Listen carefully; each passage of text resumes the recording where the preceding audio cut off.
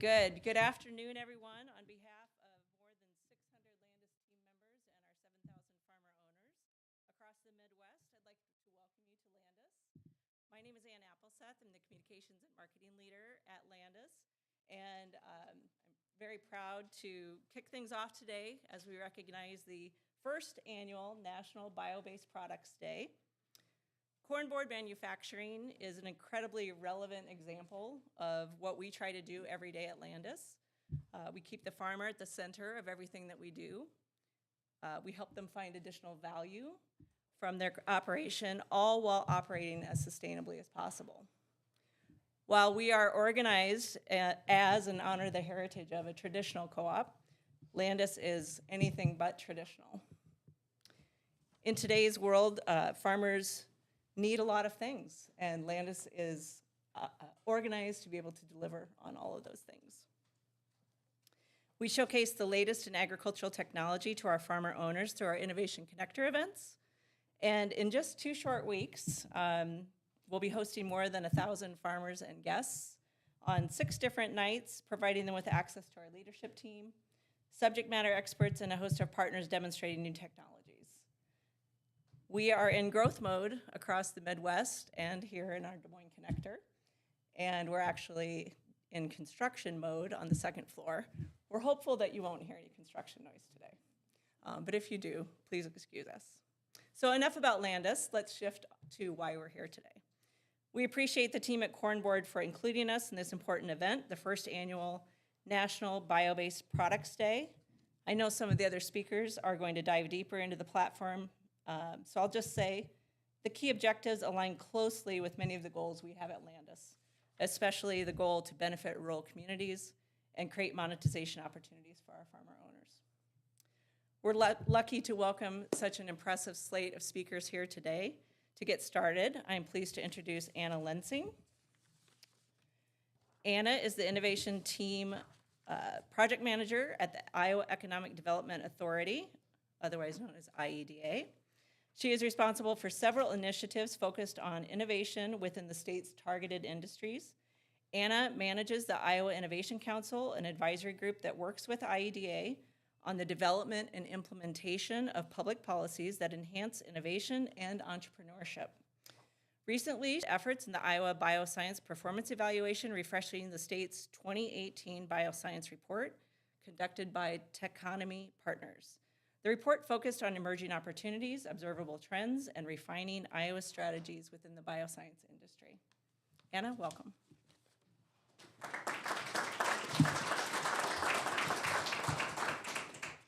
Thanks, Ann.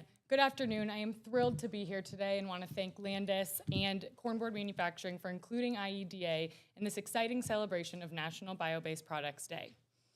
Bioscience in Iowa represent a long-standing strength of the state and continue to experience growth. Partnering with key stakeholders, IEDA has been deliberate in forming and executing strategies for our targeted industries and continuing to evaluate and refine these strategies frequently. Iowa strives for the development of a defined vision of discovering advanced technologies that will make possible carbon and bio-based products and investing in research and development to make these technologies economically sustainable.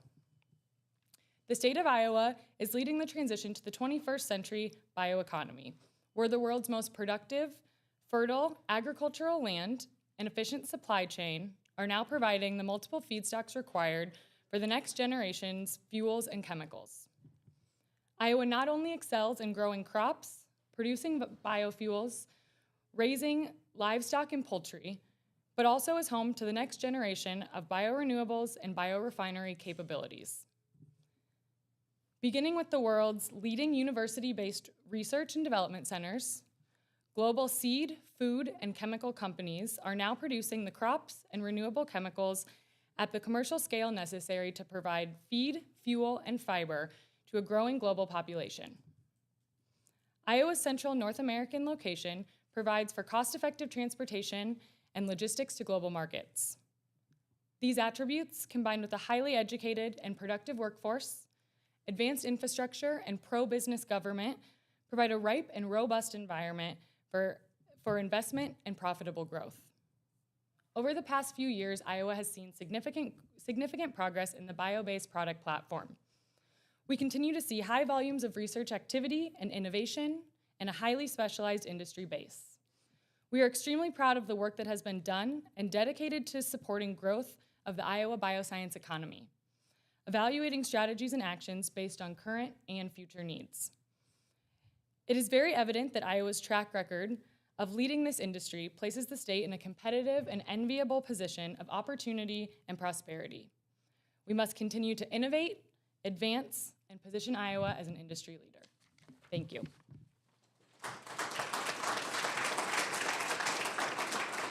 Thank you, Anna. Next, we have Matt Russell. Matt was appointed by the Biden administration to serve as the State Executive Director of the USDA Farm Service Agency, FSA, in Iowa in November 2021.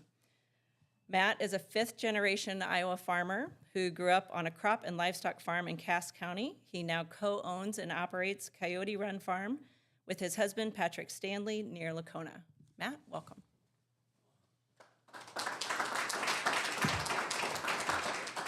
Thank you. It's great to be here. I'm really honored to be part of the Biden-Harris administration. I'll talk a little bit about what we're doing, but I want to lay the groundwork, kind of the global picture. I get to work with 300 elected farmers on the county committees around the state. We have over 600 employees, and as I meet with them, I lead with this. The biggest challenges the world is facing, there's no place on the planet that's better suited and able to address those challenges than right here in Iowa, right? And so what the world needs, food, fiber, fuel, products, and ecosystem services, solutions to the climate crisis.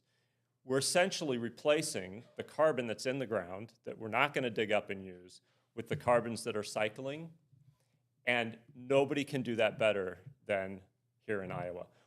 While it's changing, we still have an amazing climate that allows us to grow so many things. We have an amazing land base. We have some of the most fertile soils anywhere on the planet, consolidated and condensed here. But the most important thing that we have in Iowa are the people. The farmers, the family, independent farmers across the state who are managing these resources. And the research institutions and the agencies and the small businesses and the bigger businesses. We have this amazing group of people. And we also have a really strong presence of government, smart government investing in farmers, investing in businesses, investing in communities. And so we're at such an incredible opportunity to be at a place in the history of the world where the solutions coming that the world needs, we're positioned to deliver. So what does that mean for the Biden-Harris administration and USDA? Is that we're really at the beginning of an agricultural revolution, and we're going to figure it out. It's like 1930 of the Green Revolution, right? By 1950, a lot of things still happened, but it was that 20 year of real revolution that laid the groundwork. The next 20 years is exactly the same thing. We're figuring out how to grow what we need to sustain human life on this planet. And that is such an exciting place to be, particularly myself as a fifth-generation Iowa farmer, and then to get to work with the folks who are delivering these programs around the state. The key to all of this is in the whole supply chain. It's the point of action where people are growing. They're growing on the land. They're growing with livestock. They are managing the most important point of the revolution. And it's exciting to see across party lines, across agencies, making that investment in farmers. And so I'll end with that. It's just an exciting time to be a farmer. It's an exciting time to be myself in a role where I'm working with public servants, implementing these strategies. We're looking at climate-smart agriculture. We're looking at investments in the whole bioeconomy. We're looking at working lands. We're thinking about how we take production and conservation, which historically have kind of been separate, and bringing those things together so that conservation is actually part of production, and we're figuring out how to develop the markets that will reward farmers for engaging in that. And we're looking at risk management, so when farmers want to innovate, they've got some better tools. So I'll end with that. I'm just incredibly excited to be here with Landis, with Barn Board, with Secretary, everybody that's involved in this agricultural revolution that Iowa can and I believe deeply will lead. So thanks.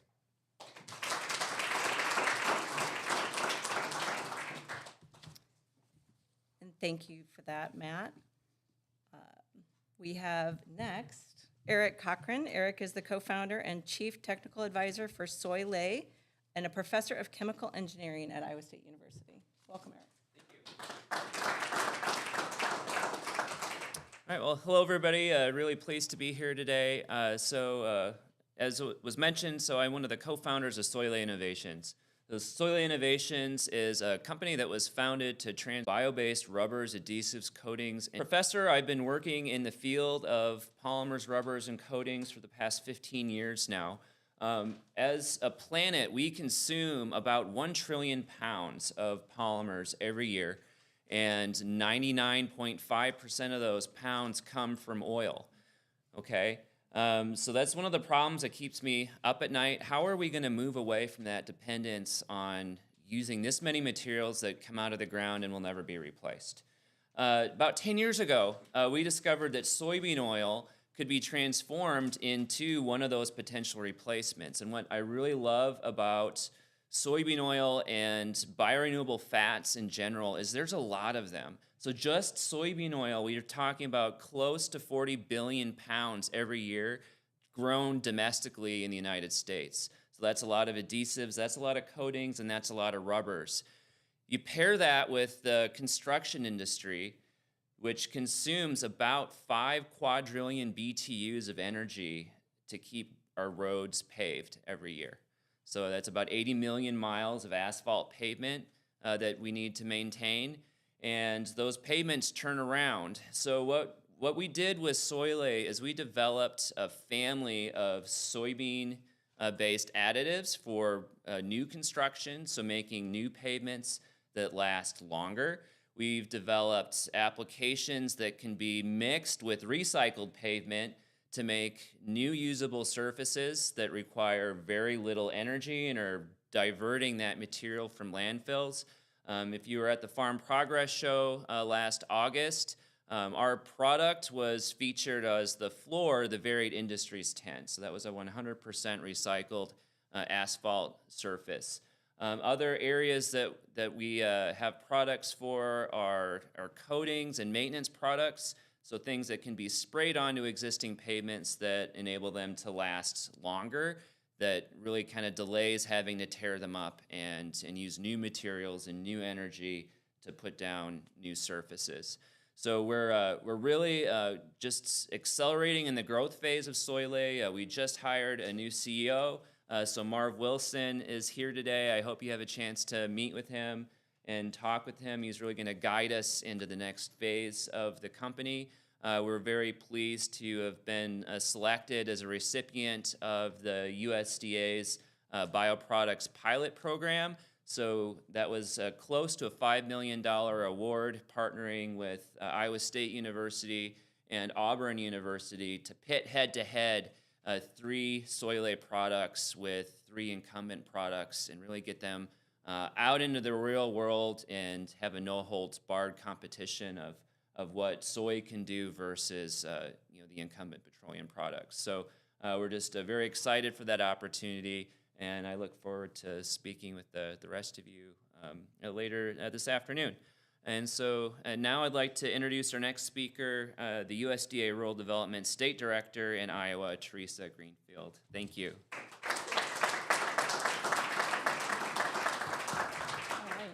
Well, thank you, Eric, and we're going to talk a little more about Soy Lay in a little bit. And good afternoon, everyone. I'm really happy to be here with you to mark this inaugural National Biobased Products Day. It's bio-based products been a big deal at USDA, and at USDA Rural Development, I want to make sure that you leave here knowing what we do and what our part and our role is in this. And we provide investment, loans, grants, loan guarantees to small businesses, communities, and homeowners across the state. And so as you are growing these businesses, reach out to us and help us be one of the resources as you build the capital you need to grow your bio-based products and your businesses across the state. I want to make sure that you know that this is not just a USDA-specific day or a USDA-specific program. This is a day for all of us in the bioeconomy to bring attention to the great work being done to improve sustainability, to grow U.S. manufacturing, to reduce our reliance on petroleum, and to benefit those rural communities, the ones that I care so much about. I want to thank Landis for hosting this and making the connections to Corn Board.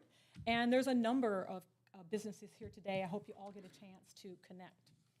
Now, the purpose of this National Biobased Products Day is to raise awareness to bio-based products and their benefits to our economy.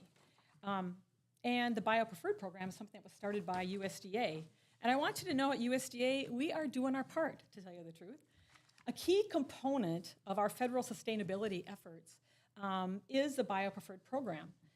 It's maximizing the use of bio-based products and in our USDA services and our contracts. For example, this morning when I went into the office and had to clean the screen on the copy machine, the window cleaner is a bio-based product that's stamped with BioPreferred. And so that is something where we are putting our money where our mouth is and investing and creating a market for bio-based products right in USDA. We now have over 3,000 companies across all 50 states who are labeled as BioPreferred. And last I heard, we had 700 new applications to join that program last year. That's a big deal, in my opinion. Many of those 3,000 businesses, they're located right here in Iowa, and I want to just give a shout out to a couple, not all. Single-Use Solutions in Red Oak is producing plant-based water bottles. Kent Pet Group from Muscatine, I think they're with us today. Yes, thank you. They have a 90-year legacy as a privately owned Iowa company, and for 25 years, they have been making their flagship brand of cat litter with corn. Gearhead Lube, there. Thank you for joining us today. They offer soy-based lubricants for fifth wheels, for your bike, and a lot of other products. And then finally, from Illinois is Lanzazet, and they are focused on sustainable aviation fuels. Thank you for coming today also. So what does this mean? Well, this means that bio-based products contribute billions to the U.S. economy. Millions of jobs are created in this bio-based economy. And as I said before, it's a big deal, it's getting bigger, and it's a really big deal for Iowa.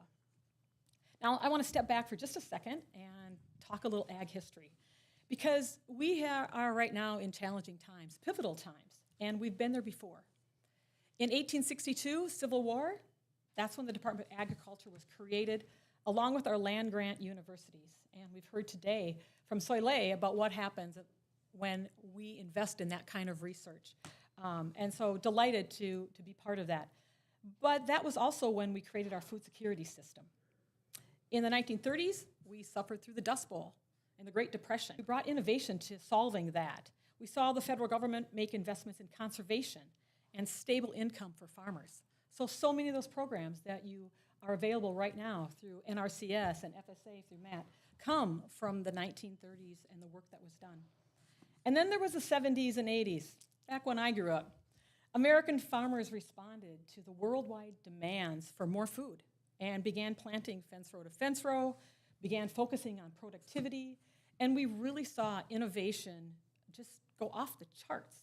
Young farm kids like me who used to walk beans, that's not what's happening anymore. That's been innovated out of our farm life. But it also brought the farm crisis. And our little farm, where we suffered from the farm crisis, among other things, I remember Mom and Dad talking about gasohol. Anybody else, gasohol? Yeah, that farmer-backed bio-based fuel innovation. Maybe they didn't call it then. But it was driven by those low commodity prices and the higher gas prices.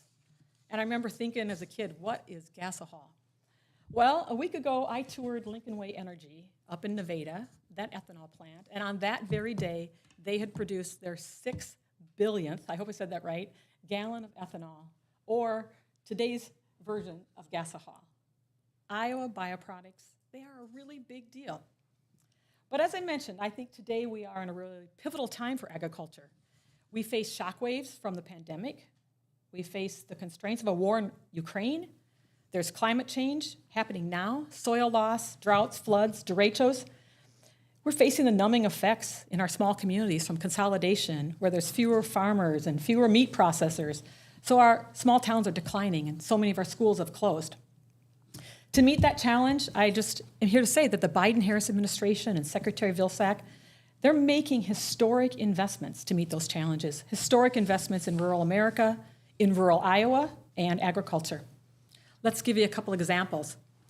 They're meeting the challenge at this pivotal time with the IRA, the Inflation Reduction Act, investing in building a voluntary, climate-smart agricultural system, investing in a circular economy where we turn soybean oil into industrial lubricants, corn residue into wood, and we convert waste into aviation fuel.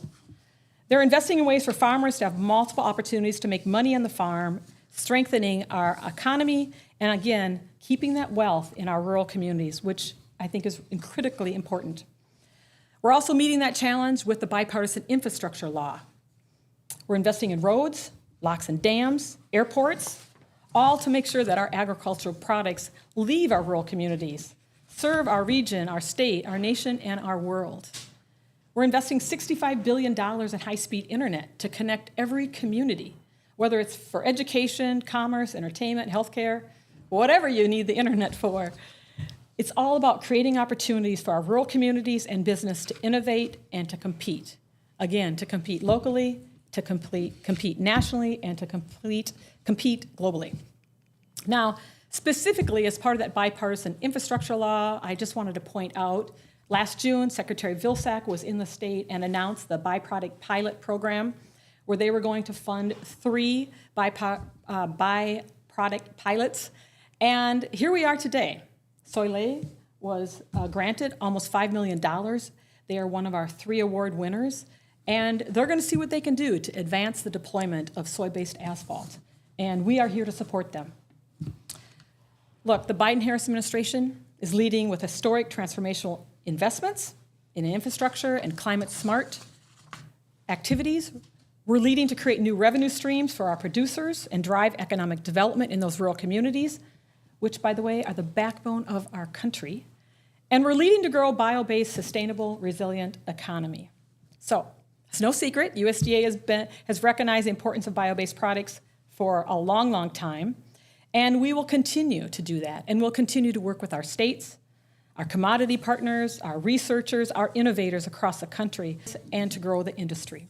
And so I'm glad you all could join us today on this very first National Day of Bio-Based Manufacturing, and I am fired up about the future and the opportunity to work with every one of you in this room. And so with that, I want to introduce our next speaker because he's a bioeconomy leader. Please welcome Iowa Secretary of Ag, Mike Naig.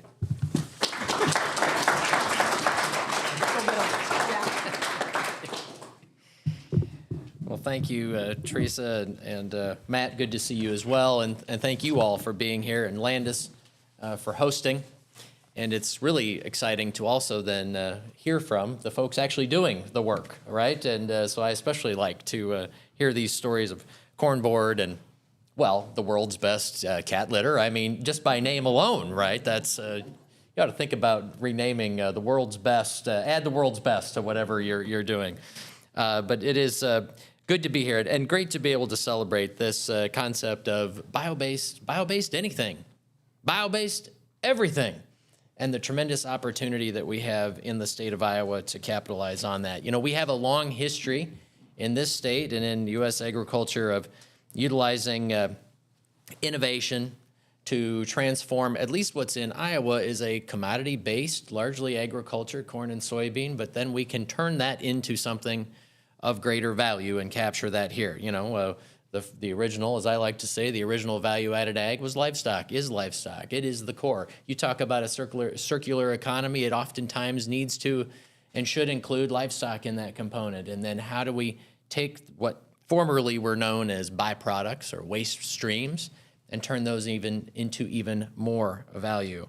It's where we ended up with, by the way, I have a Gasohol bumper sticker in my office, by the way, Teresa, you need to see that. Somebody sent that to me and said, you might want to put a little historical perspective on this, and we have. But we've gotten really good at doing that, haven't we? Ethanol and biodiesel, but that's the beginning. And I like to say, let's think of every bushel of corn or bushel of soybean that we produce in the state of Iowa as if it's just another bushel of raw material You've got barrels of oil and bushels of corn and soybean. And I think when you think of it that way, when you think of it as a very basic raw material, although even today we're talking about the material outside of that bushel as well, then you can see the potential to displace what has previously been a petroleum's lock on those particular products or chemicals. And so it is exciting to be celebrating what we can see coming. I'd like to put this also in some perspective around, here we are in Iowa. We're a state that's very proud of our history. We just put out a release that we're looking for folks to nominate their century or heritage farm. So farms that have been in a family for 100 or 150 years in the state of Iowa, and we'll recognize those folks at the state fair. So if you think you might have a century or heritage farm, make sure you apply. But when you think of what's happened in 100 or 150 years, you've got world wars, Great Depression, pandemics, a farm crisis, internet, biotechnology, massive changes in agriculture. Through good times and bad, families have had to be resilient in the face of challenges and innovate and progress and figure out how to move forward, how to farm again for the following year. We've encountered some pretty sizable things along the way. And so you've got this great foundation, that history. I like to say it does matter to me that my great-grandfather planted crops on our century farm using horses. And yet today, that's not what we're focused on for this growing season. We're going to bring the latest and greatest technology to that operation this year. But it does matter to me and to our family that we have that history.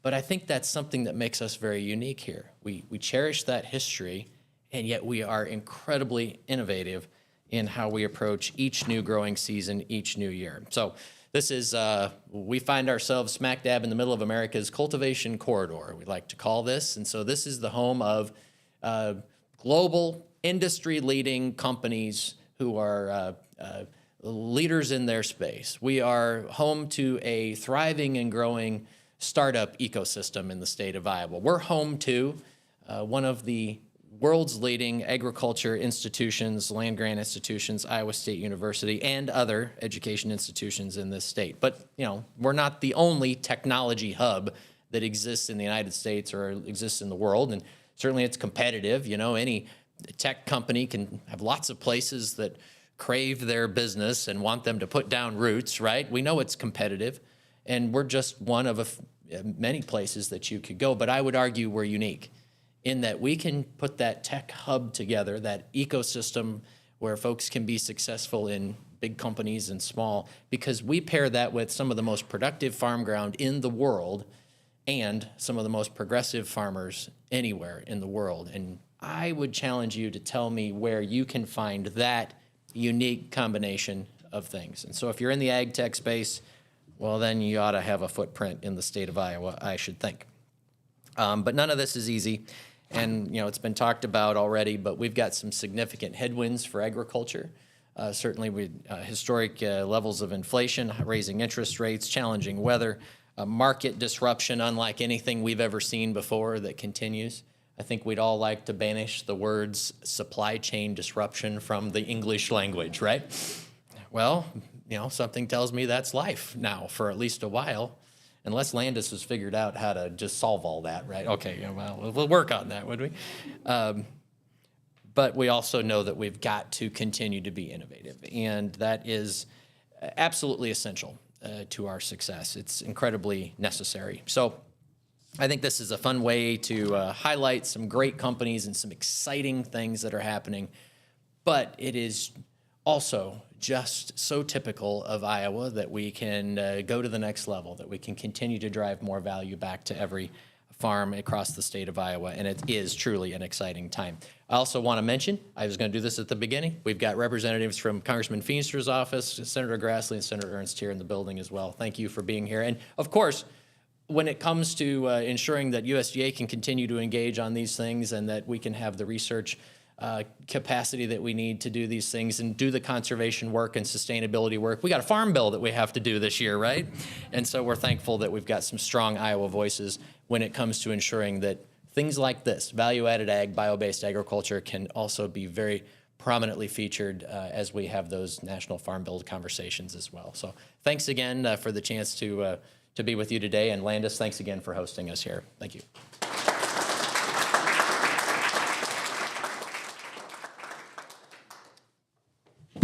What a great collection of speakers and professionals in this room. I wanted to just take a second to recognize our Landis team. Several members of our executive team and our marketing communications team are here, and I just want to thank them for all their work in helping Corn Board get ready today.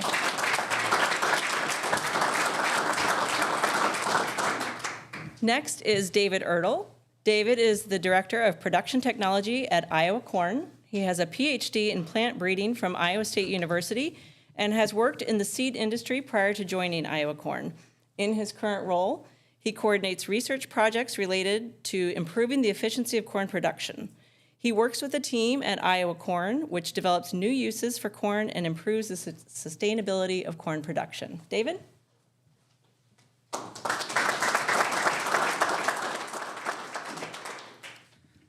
Well, good afternoon, and thank you for inviting me. We're here to celebrate bio-based products today, and I'm here to talk about the plants that serve as the raw material for those products. I've spent my career working with plant science, and I continue to be amazed at what the plant can do. This past 2 years in Iowa, the average field produced an average of a little over 200 bushels per acre.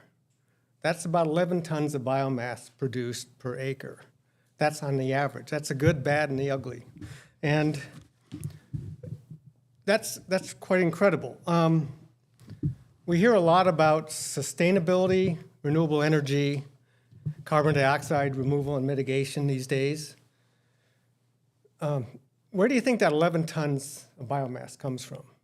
Most of it comes from the thin air. You know, it's carbon dioxide the plant breathes in to make the bulk of that biomass. And I want you to think about this for a minute. The corn plant removes carbon dioxide from the atmosphere, which we're all trying to do, and it does so being powered by renewable solar energy.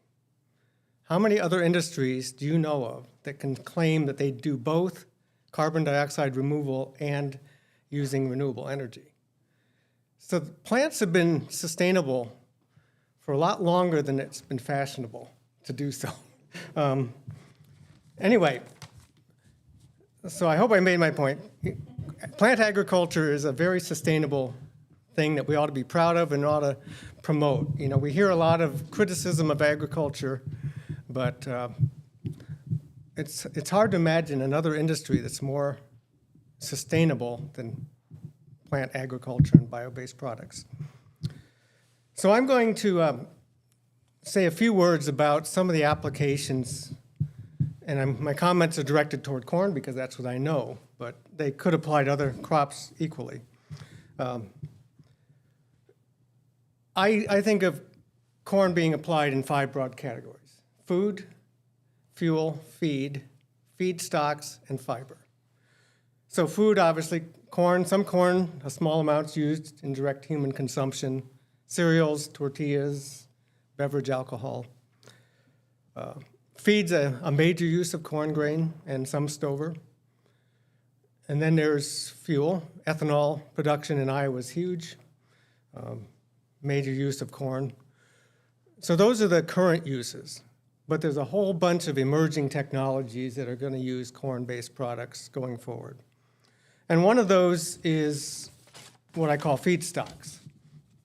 There's a lot of chemical processes that will use either starch or glucose from starch to produce industrial food or feed products, such as thermochemical processes. Iowa Corn has developed a process for making monoethylene glycol from glucose from cornstarch. We just recently sold that technology to a company we hope will commercialize it. There's also a lot of uses for glucose in terms of microbial growth for fermentation processes. And then there's the stover use. company up the road is making methane now from anaerobic digestion of corn stover. So these are all types of feedstocks that we get from the corn plant. Now, there could be a sixth category, fat or oil. Corn oil, soybean oil are great feedstocks for producing fuels such as biodiesel. And then finally, there's fiber. And some ethanol plants are producing cellulosic ethanol from the corn grain fiber, but there's a lot of companies looking at how to use the stover and the fiber in the stover to develop other products. And one such product is one we're going to be talking about today. So with that, I would like to invite up Lane Segenstrom. He's going to be talking about corn board. He is another fifth-generation farmer, and from Ida Grove. His family's been farming that farm for I can't do the math quickly. 1881, so almost a century and a half now. His family still farms it and stewards the land for future generations. He's been spending the last 3 decades or so developing new products and is the founder and CEO of Corn Board Manufacturing. So please welcome Lane.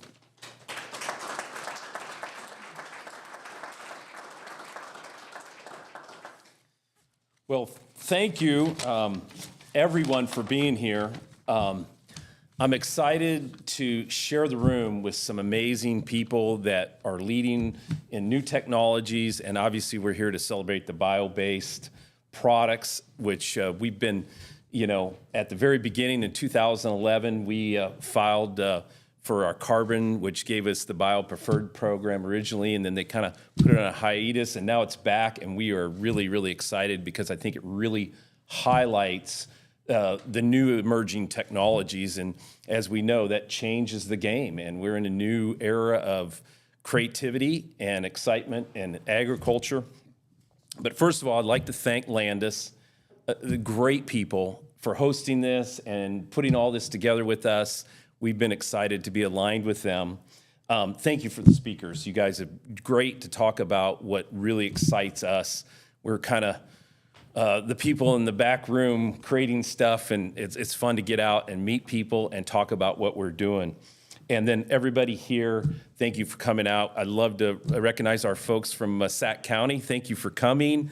And by the way, we got a little treat for everybody from Sac City when you leave. So they share the love, and so make sure you get that when you leave. We're so excited about that. But we wanted to announce, with some of the delays we've had, we've all heard it in the supply chain and everything else.